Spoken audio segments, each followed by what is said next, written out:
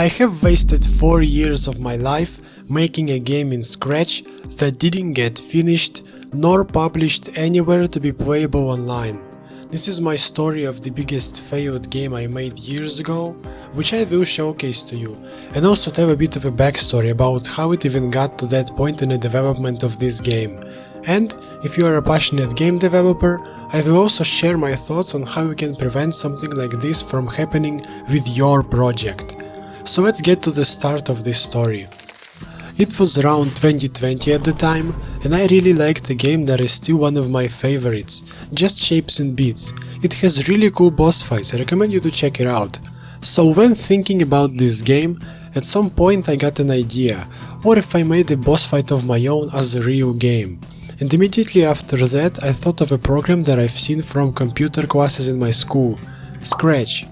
If you don't know what Scratch is, it's basically a program that's supposed to teach kids to code games using these puzzle blocks that connect, creating something similar to coding. Scratch has a history of its own, but it's a theme for a different video. This program was realistically the only place where I could turn my idea into a game at the time, because Scratch was easy to understand and didn't require any programming languages to know. But for others, Scratch didn't look like a real program for creating games. But I was too motivated not to try, so I started making my game anyway. And it ended up working. Even if animations were taking a lot of effort, because in the first version of Scratch the graphic editor was a nightmare, even if some of my scripts looked like giant skyscrapers, my game was playable, and seeing the results of my hard work got me addicted on making games. So this became my first ever game I made. It was called The Boss Game. It's very straightforward, I know. It had flashy colors, this big robot boss, and the yellow spider who you control to avoid his attacks, that progressed through this single boss fight in phases, which was pretty much the whole game, like I intended it to be. And you know, even when I felt like I already finished this game back then, I still came back to update it, adding a way to gain coins after every phase you beat, to buy yourself some fancy boosts for easier gameplay later on. Like, I found just playing this game kinda fun. Also, you might have noticed that everything here is written in a different language, and that's because it is. English isn't my first language, as you can tell, so just ignore that for now. Anyways, I was showing my game to everyone I knew, and they were impressed that I actually managed to make a playable game in Scratch. And after that there was no stopping me, and I worked on more games. One was a stickman fighting game with different characters and abilities, which had its own depth to a certain level too. Then there was a FNaF fun game, which we will come back to a bit later, and also an Undertale fun game for 2 players that I've created later on when I moved on to a newer Scratch version and decided to publish my games online on the official Scratch website. And the first game that I've posted there was FNaF Pixel, my FNaF fun game that gave me a small taste of hype, if you can call it that, because I got 4K views on it, which was really a lot for me at the time. And that's because seeing people like, comment and remix the project, it all felt really motivating, and at some point I even thought of my favorite YouTubers playing my games in the future. So optimistic of me.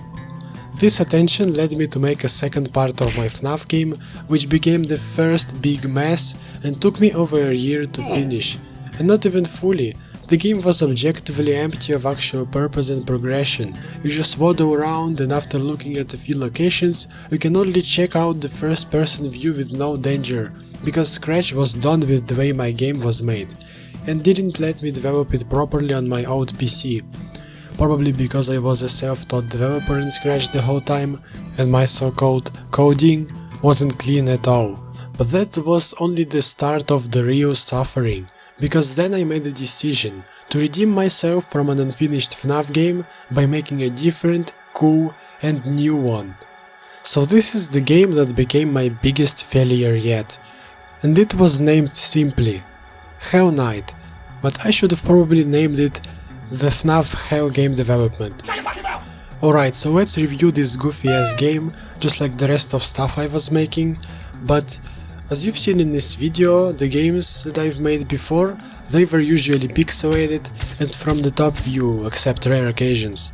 But here my idea was to make things look better by using the vector drawing tool inside Scratch itself and make more realistic and dynamic angles.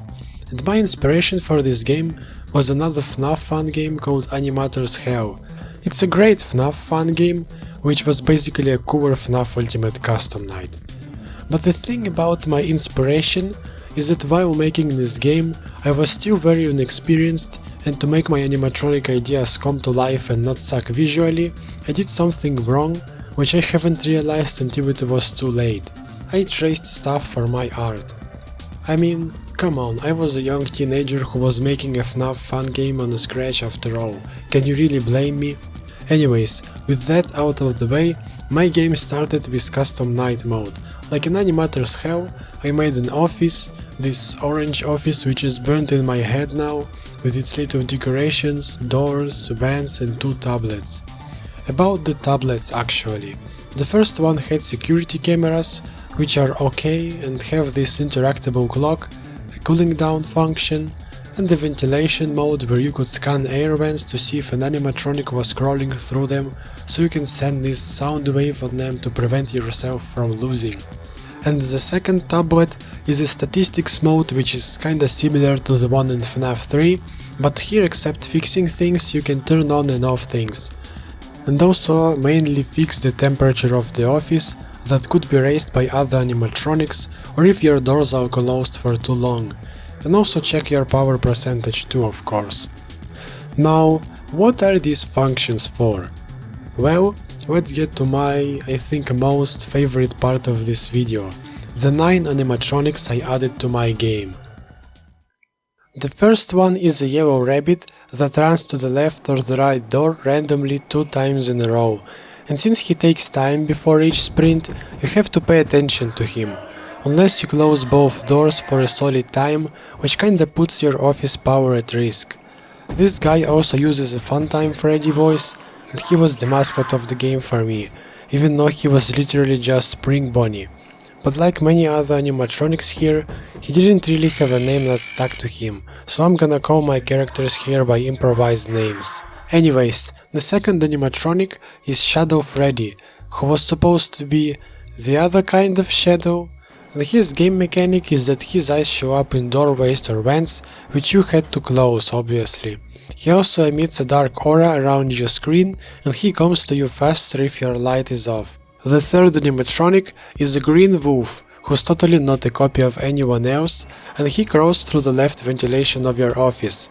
And in ventilation mode, in your left tablet, when you scan him in his act, you need to use the audio shock on him when his icon blinks, before he breaks your light and kills you if you don't close the left ventilation after all that. The fourth one is a crazy clown who stares at you in the window, and he will kill you if you make too much sound, like closing doors or vents and such. He was also inspired by another animatronic in Animator's Hell. The fifth one is Wire Bonnie, who I decided to redraw later on.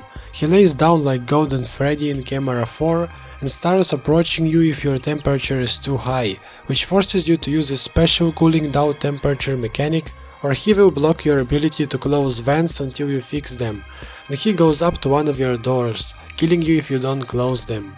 The sixth one is a Clock Cat, who lays down at your office like Golden Freddy, again, and he can suddenly start shivering like he's being tickled really hard, which means you have to look at the time that has changed and became fake, meaning you have to set this exact time on a camera with an interactable clock to calm the guy down, and if you don't do it fast enough, over time he will kill you.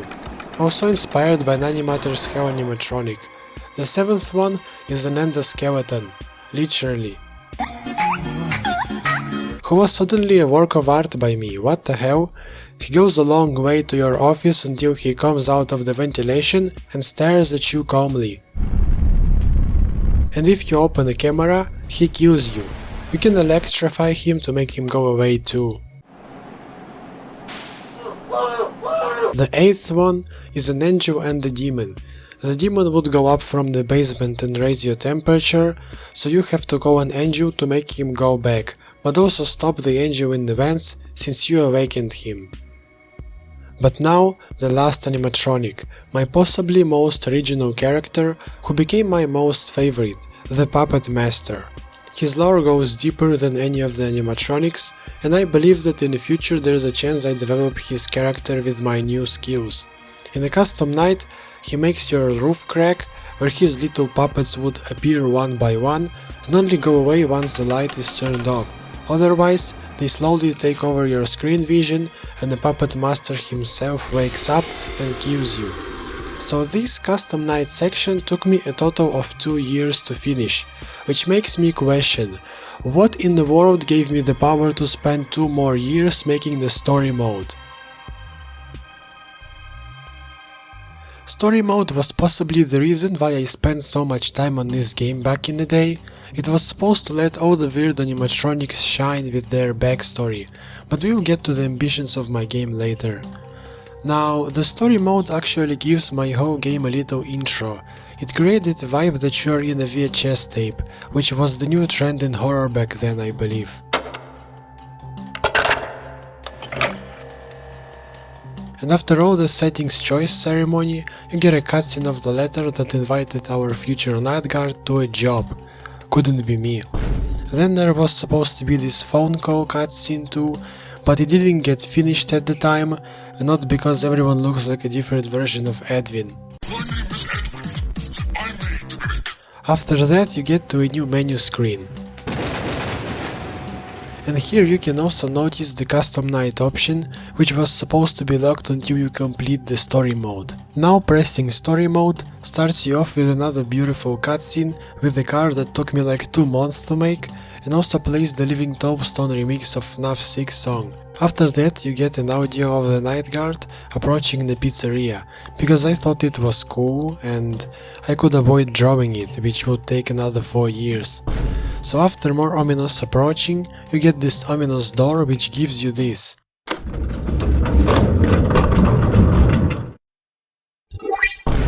This was my creative little intro of how you could walk between the locations of my game, by having it all simplified and from the top view, while you control the little pulsing cube that represents you.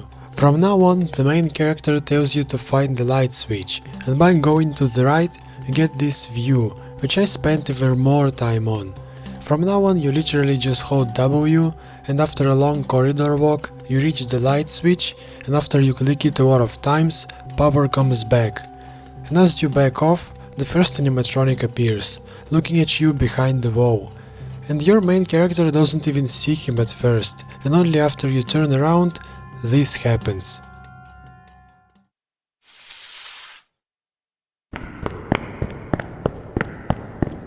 Get ready for a surprise!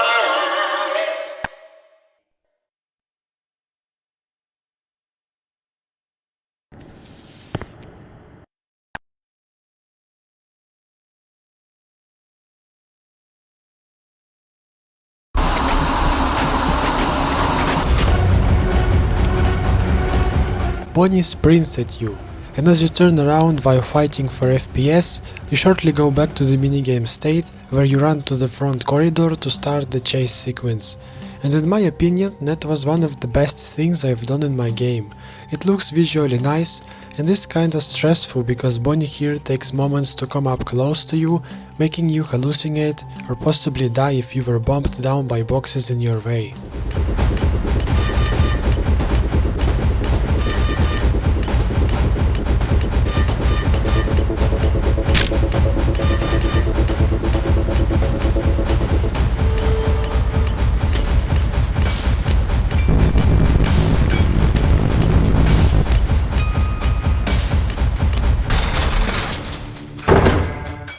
Now when the chase sequence ends, you get blocked into a different room, where you could see wires stick out of the building since you clearly broke something with the lever, and before you think, you get screamed at with text saying hide, and if you do so by going into a little space down there and don't get caught, you watch Bonnie enter the room.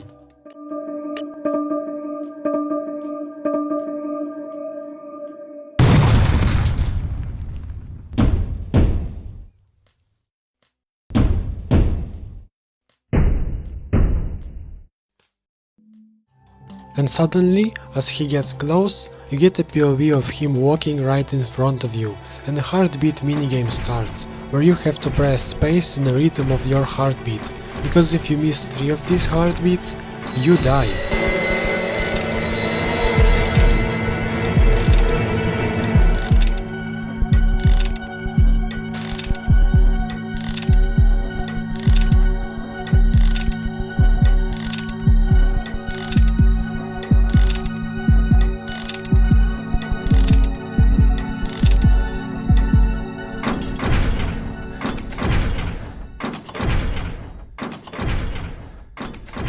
Now, if you did everything correctly, you go back into the minigame state, where after catching up with what you just witnessed, you notice a secret passage that leads you down into this long, uncomfortably long corridor that ends in a dark room, where this happens.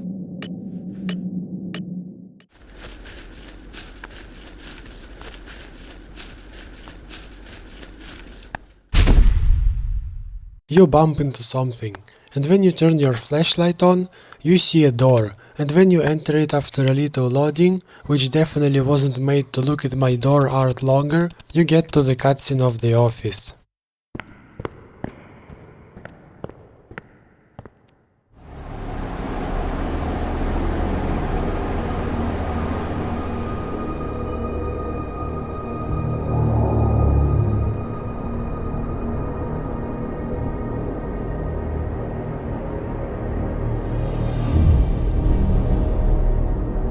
After that little introduction, you see the description of the 3 animatronics that you have to deal with, and after you also read this slightly long and boring note about all the rules of the office, a standard night goes on, and by the end of it, you just jump into the ventilation.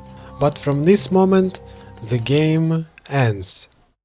But not really, because I actually worked with the scripts of the project and found the last thing added to the game, the ventilation section that you get after the first office night. And this part contains something quite advanced actually. A whole thought process of an animatronic moving inside this big ventilation map, where he goes around it in a circle while checking for the player on his each step. But since he's invisible until you scan him, you can't really see him do any of that, so you're gonna have to trust me on this one, because I'm not coming back to do anything in the game in Scratch anytime soon.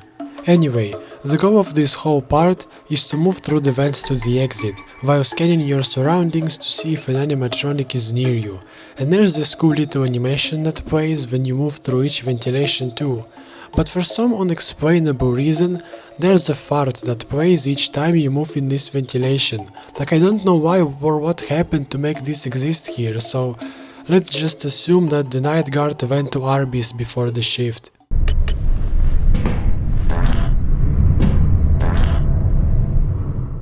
Anyways, I also want to mention how you can actually choose all the types of territories to scan and how much of them. Then you can also turn your back and look at this simple map on where you need to go. So that was all. There is no more to this game for now. Maybe there were little animations or things I might have missed, but I will only dig deeper into this game if I get any requests on it. But now I want to talk about the lesson I've learned through this horrible development process. And it's that sometimes you can get tired of your big and insane idea for a project, and that's okay, because if you notice that you are losing your motivation and precious time to it in an inefficient way, you need to let it go, so that you can learn new skills, new things, while your idea can wait, because if you truly love it, you will come back to it at some point anyway, when you are more motivated and skilled to actually finish your project. Back then, my goal of making this game was a big story that would interest players in its game mechanics and animatronic backstories, but the whole big picture of this idea was unrealistic to complete with the amount of skills I actually had. And now, since dropping that project, I want to never repeat my mistake again. And if this game has interested you in any way, then I haven't completely wasted my 4 years making it. So thank you for watching my first ever YouTube video. Bye!